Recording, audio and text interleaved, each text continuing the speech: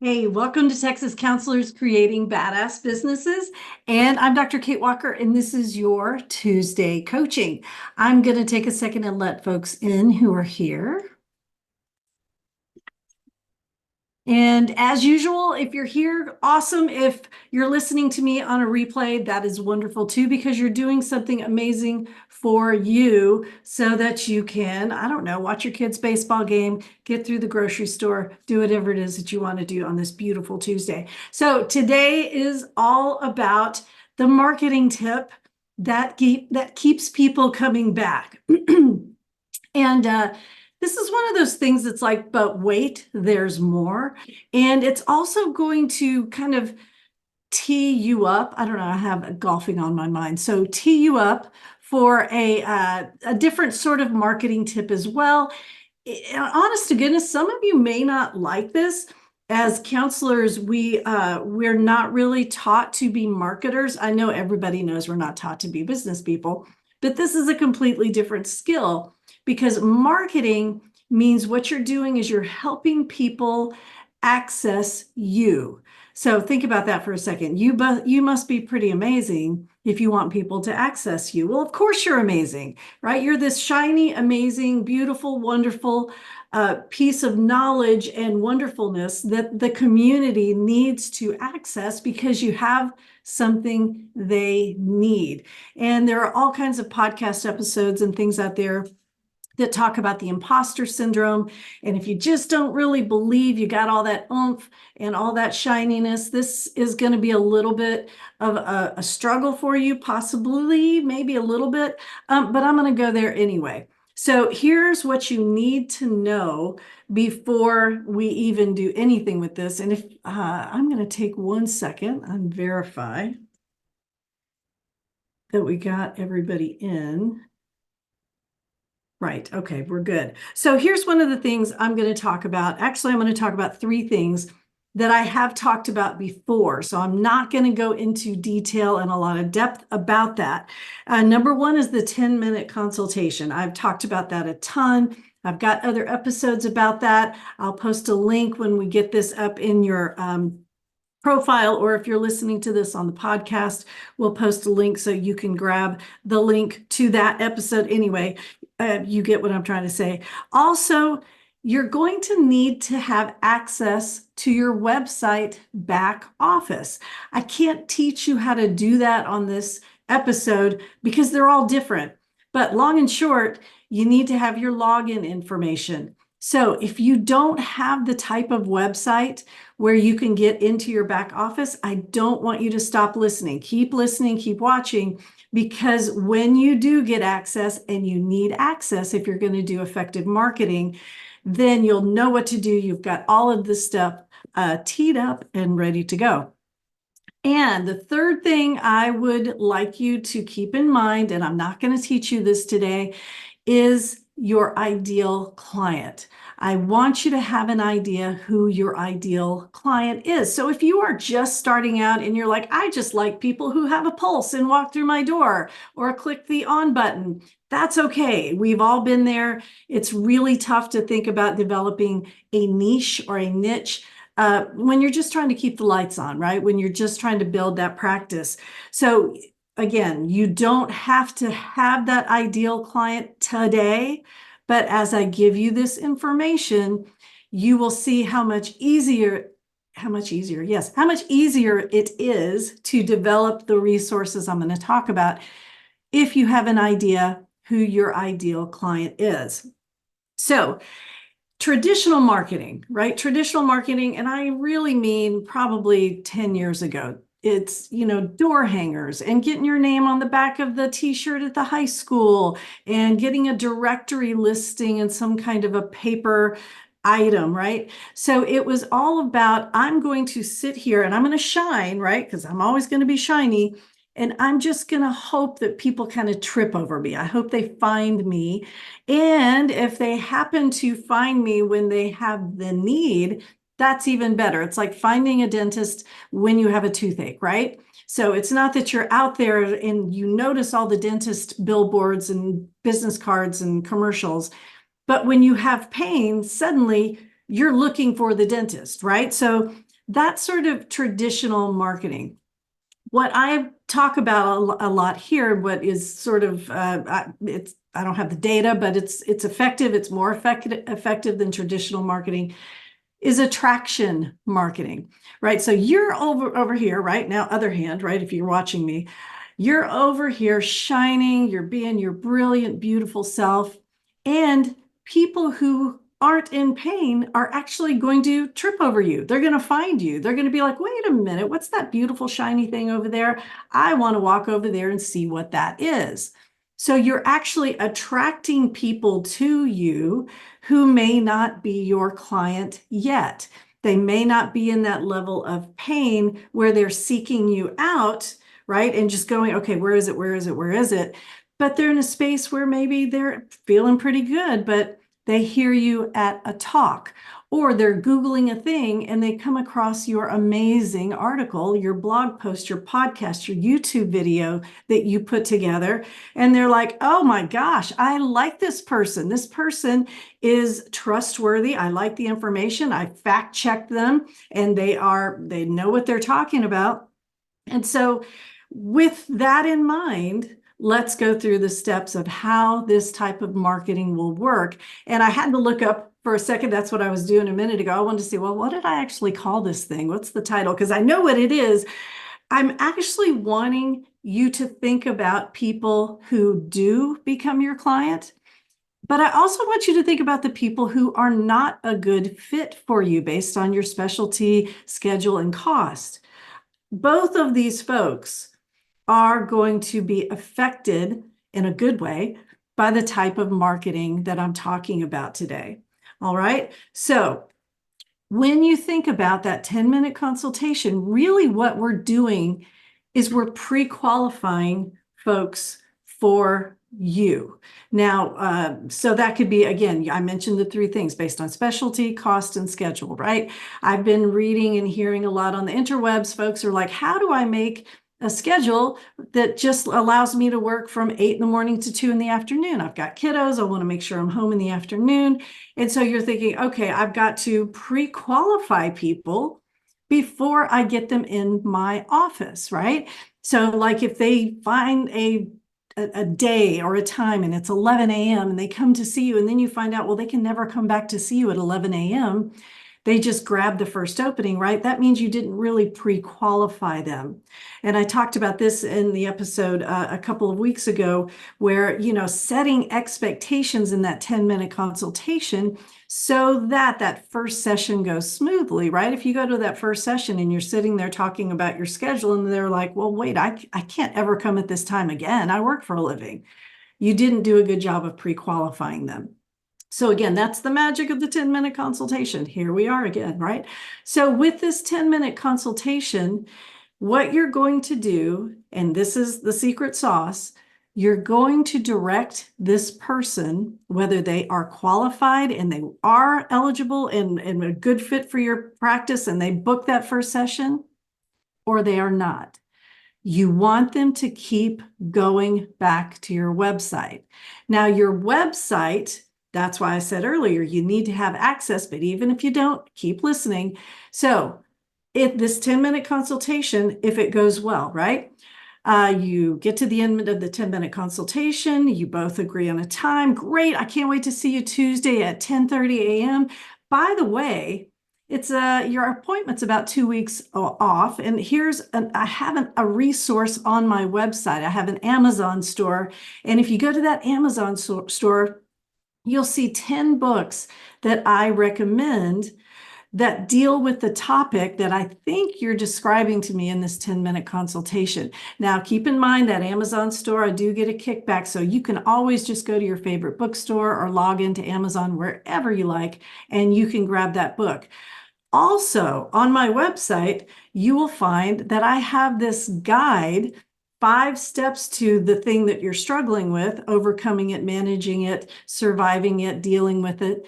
And I think it would really be helpful. So if you want to grab those resources before our first meeting, I think you'll find that first initial session goes a little bit better or something like that, right? So you do you figure out what verbiage you want. So you see what we did there.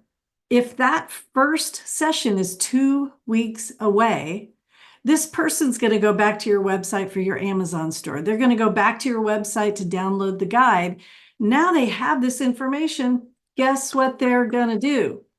They're going to tell their friends. Everybody, and I'm pointing at me, I'm pointing at you, I'm pointing at my neighbor across the street. Everybody wants to be helpful.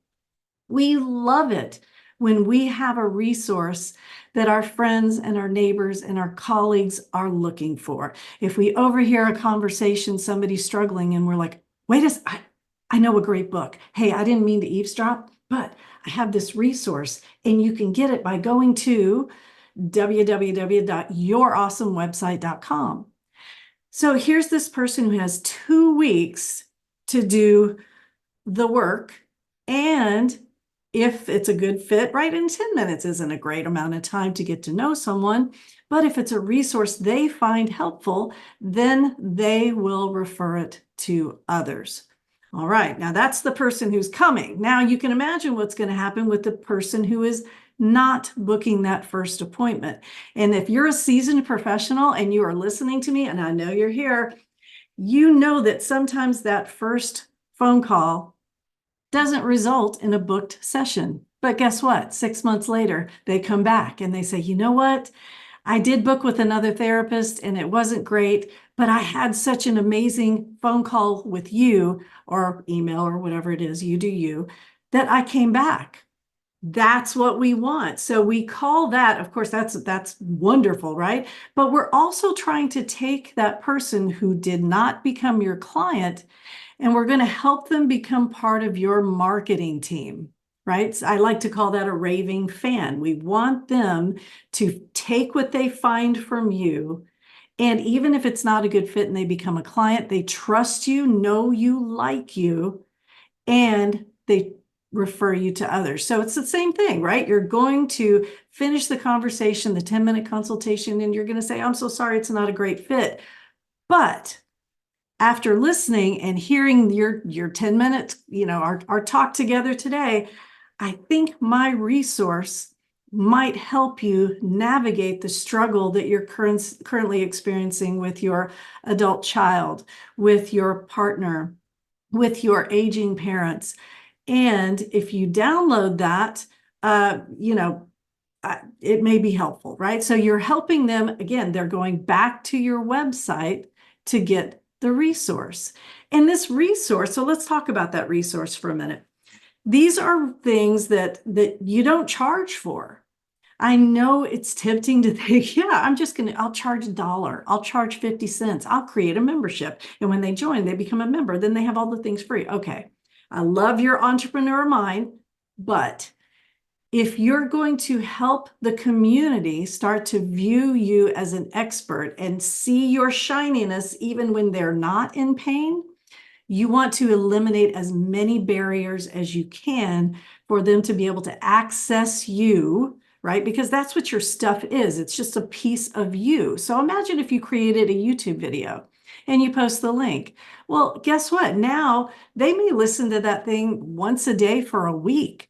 They're hearing your voice. They're seeing your face. They're watch how maybe you use your hands too much, like someone I know, right? They're looking at the stuff behind you. Maybe, they're able to read the fine print on your degree. Who knows? What they're doing, though, is when they meet you in that 10-minute consultation, their anxiety is through the roof. They're not hearing you. They're not really listening, because that's just how our brain works. Anxiety up, cognition down. If you have a YouTube video and they're going through this and listening to you again and again, well, now their anxiety goes down. They're able to really hear you. They can pay attention to the things in your background, the things that are, gosh, I have a book for sale over here. Who knew, right? I'm not saying to do that, in your YouTube video, but you can.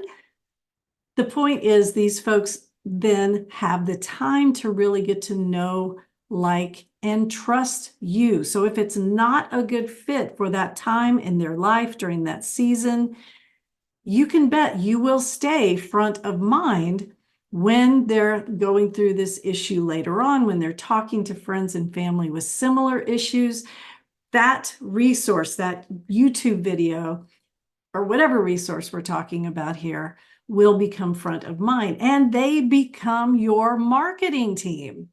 This is your raving fans, as Pat Flynn calls it, right? These are going to be your true fans, and they will let people know about you because you're so easy to access and you're so easy to get to know. You're so easy to get to trust and like. All right, so let's talk about resources. What kind of a resource? Well, you know, I like odd numbers. So I'm all about the 3 steps to this, 5 steps to that. So I know some resources. I'll just use myself as an example that I've come up with in the past. I worked with couples navigating infidelity. And so I would come up with things like 5 steps to fighting fair. And I would research and I would find other, articles and things, and I would come up with, 5 things to fight fair by Kate Walker. You can also use other people's resources. You just want to be sure to cite them correctly. Go to the National Institute of Mental Health websites. They have tons of great PDFs. Now, the only issue I have with other people's resources is you can't really put that on your letterhead. I mean, you can, but the point is you want to put something in these folks' hands that will lead them back to you. So it'll have your email, it'll have your phone number, it will have your website, right? So if they are hitting print, or even if they have it on their phone and they're just reading it when they're in a bad situation and they're like, oh gosh, I need to bring up that resource, they see your brand, they see your logo, they see all about you. And again, if it's the National Institute of Mental Health, we know that's great information, but perhaps you could even summarize it, consolidate it into 5 steps. Just be sure to give proper credit, number 1. And number 2, remember, you can't charge for things that are not yours, right? So if you do decide to turn it into something to sell, you can't put someone else's stuff behind a paywall, right? You can't say, okay, well, here's my brochure from the National Institute of Mental Health, but I'm going to charge you $1 to access it, right? When it's free on the National Institute of Mental Health website. So creating your own resource isn't that hard to do. I mean, you could literally probably record yourself in a session. Don't do that without your client's permission, but you could literally record yourself in a session giving pointers to a parent about what are 5 ways you can help your kindergartner get ready for the first day of school, right? I mean, those of you who work with kiddos, you could come up with 3 ways without even thinking, right? You could sneeze and you would find 3 ways to help your kindergartner get ready for the first day of school. So this is where having that ideal client is really, really helpful. Because if you have lots of favorite clients, it's going to be hard to sort of pin down one thing. But don't worry, there's still a place for this, okay? So if you're still kind of in that stage of your practice where just if they have a pulse and they can find out how to log in and walk through your door or whatever that is, well, then post some things about depression, post some things about anxiety. Here's how to not dysregulate. Here's how to regulate your fight or flight response when you are called on to give a speech in your class at school, right? And you just give them 3 ways to take deep breaths, do some box breathing, close their eyes, visualize, right? I mean, I just came up with 4 things. I didn't even try, right? So you do that on your letterhead or some sort of a pretty background. There are lots of software programs out there, websites. Canva is my favorite. That's Canva. I don't work for them. I'm not an affiliate. I just think it's a great way to build pretty things. So you create the resource, you create the guide for maybe this generic client.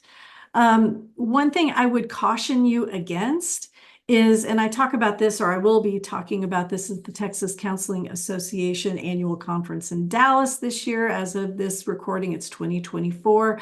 I'm going to talk about the ethics of creating copy, right? You want to make sure it's within your scope of practice, right? Don't just think, well, I think this kind of client would be nice to have, so I'm going to create a guide. Because remember, this is you shining. This is you being your brilliant self, and people are going to be like, ooh, I want to get that guide. Then they're going to want to book an appointment with you. And if you're not trained in that, that's going to be tough, right? There's some ethics involved there. You kind of led them to the thing, and then you're like, ooh, but wait, I really can't do the thing. So having an ideal client, having a special area that you feel trained in and that you love, that could be super helpful. Another thing to do though, so let's say you're undecided, that's okay. Well, create 5, right? If you love working with kids, create a kid resource. If you love working with couples, create a couple resource. Right? So do 3 or 4 and then see which one gets downloaded. There are ways of quantifying. There are plugins for your website. You can use your Google Search Console. There are ways to understand how many of these things actually get clicked and downloaded, and then just run the numbers, right? If you see that there's an area that's really utilized in your community, and you notice that those clients coming in are energizing, they're something you really, really feel that hits you where you've been trained, then take the other 3 things down and just focus on creating resources for that client. All right, that type of client, that particular issue. All right, now I'm going to do like my yoga teacher does. All right, if you feel ready, here's an advanced thing. Here's an advanced posture for you, right? And this is the thing I was warning you about. You might feel a little icky about, but you can use those resources to create something we call an opt-in. All right. So if this, at the end of the 10-minute consultation, this person is not going to be a great fit for your practice, and you want to make sure that they are still in your world, right? They're still able to access you. They have quick access. They are, it's sort of like a waiting list, but different. So if you're interested and you like the idea of doing newsletters, right, this is directly related to using that resource to create this opt-in. People opt in by getting the resource, and then you have them on a mailing list. Now, I'm not going to get into the HIPAA aspect and all that. I've done other episodes on that, so you would have to do your due diligence to understand what can go out to folks if your email list is not a HIPAA compliant email list, right? You obviously want to make sure that you're not sending anything out that's like a reply all or has 15,000 emails and everybody can see it, right? So this is simply like sending out brochures to people once a month or once a week. So if you don't know quite what you would do with an email list, then don't do the advanced posture. It's totally fine. Go back to child's pose. You're fine. What I'm giving you today, an understanding that, okay, I can take things that I already have and that I already know. My favorite thing to do is to literally take stuff that didn't sell. Like if you had this course and it just sat there like a bump and never sold, you never got any traction for it, turn it into your free resource, right? Getting on the 10-minute call. Hey, sorry, it's not a great fit, but I think you would really love this resource I have. It's a series of 3 emails, or it's a 1-hour YouTube video where you will learn 4 ways to help your kindergartner go to bed at night when they're feeling anxious about a bully at school. I don't know. I just got super specific on that. I'm not really sure. So let's recap. For this, you will need to know and be able to do a 10-minute consultation. Of course, you can still just put it on your website and hope that SEO is optimized and you are up there in the Google search engines, and people, when they Google kindergartner's first day of school, they're going to fall over your posts and your website copy. But having that 10-minute consultation to pre-qualify folks as a client, or say, oh, you know what? You're going to be my true fan. Now, you're not going to say that to them, by the way. They're just going to like you enough to become that. You're also going to need to have access to your back office and an idea who your ideal client is. Then the fun part, make the resources, get them on your website, and then start helping the world just like you do, just like you're good at. Help people deliver or help them share you, right? You're going to give them ways to help their friends and neighbors with your magnificent materials. All right, now go do great things. I'm going to hit pause and I will take questions from folks who are here.